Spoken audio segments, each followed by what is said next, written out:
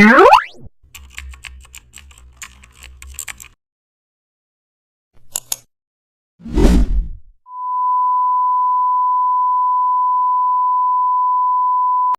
color grading starts to feel like visual storytelling instead of editing, you know you're mastering the craft.